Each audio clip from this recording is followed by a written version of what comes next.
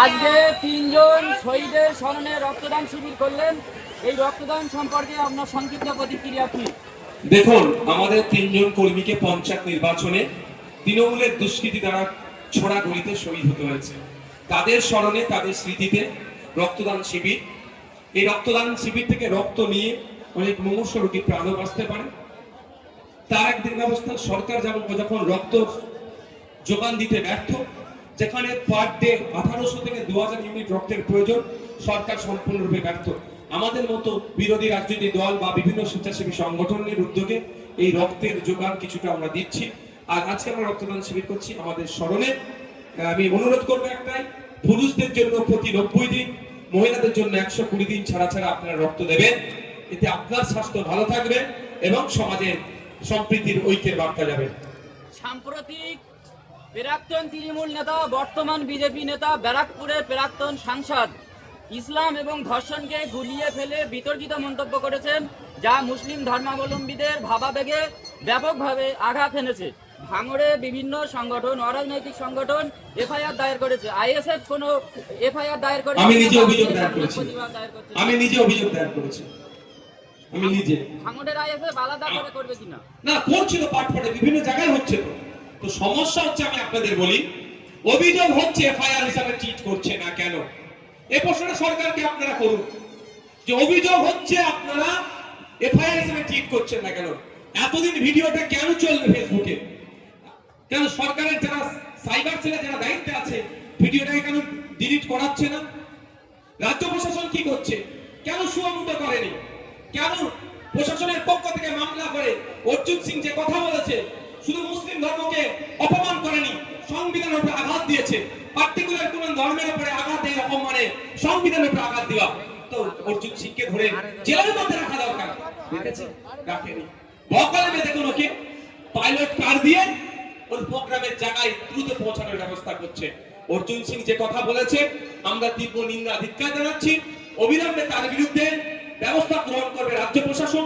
যারা বিভিন্নভাবে এফআইআর করেছে, তাদের এফআইআর অভিযোগ করেছে, সেগুলোকে এফআইআর হিসেবে ট্রিট করবে, এই আশায় রাজ্য প্রশাসনের কাছে রাখবো। তবে অর্জুন সিং এর উদ্দেশ্যে আমার একটাই বক্তব্য, যে আপনি ইসলাম সম্পর্কে আপনার জানা নয়, ইসলাম সম্পর্কে আপনি চর্চা করুন, তারপরে বলবেন।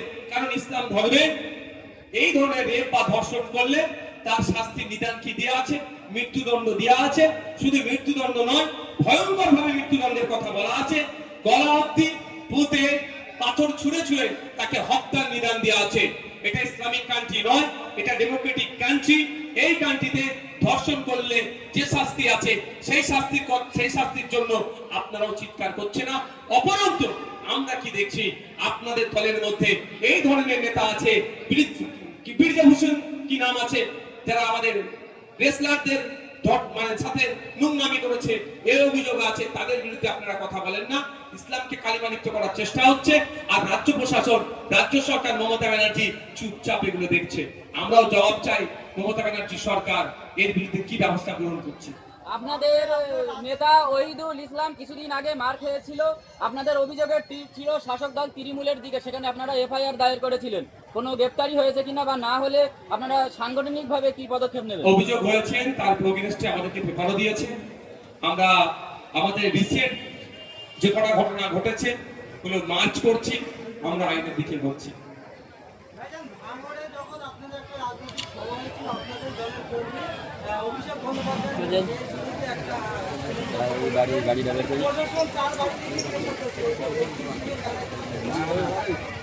অর্জুন সিং, শুভেন্দু অধিকারী, দিলীপ ঘোষ, সুকান্ত মজুমদারকে জেলের মধ্যে রাখলে, ওদের বিরুদ্ধে মামলা করলে, তাহলে হিন্দু মুসলমানের বিষটা কে ছড়াবে? হিন্দু মুসলমানের বিষ না ছড়ালে তৃণমূল বিজেপি দুটোই বাংলা থেকে পরাস্ত হবে। সেই জন্য অর্জুন সিং এদেরকে এরা ছেড়ে রাখে, শুভেন্দু অধিকারীদেরকে ছেড়ে রাখে। শুভেন্দু অধিকারী যখন কলকাতা পুলিশের সিপি স্যারকে অকথ্য ভাষায় গালাগালাজ করলো, শুভেন্দু অধিকারীকে ধরে জেলের মধ্যে রাখা দরকার ছিল। এফআইআর পর্যন্ত করেছে। আর আমি একবার দালাল বলেছি, দালাল পুলিশকে দালাল বলেছি, সব পুলিশকে আমি দালাল বলি না। যে দালালি করেছে তাকে দালাল বলেছি। আমার বাড়িতে বারবার নোটিশ আসছে, এই ডিফারেন্সটা আপনাদের বুঝতে হবে। মমতা ব্যানার্জি সরকার, তৃণমূল কংগ্রেস পরিচালিত সরকার সবসময় বিজেপির এই নেতাগুলোকে ছেড়ে রাখছে। এরা বিষ ছড়াচ্ছে, সমাজকে বিশৃঙ্খলিত করছে। তাই তো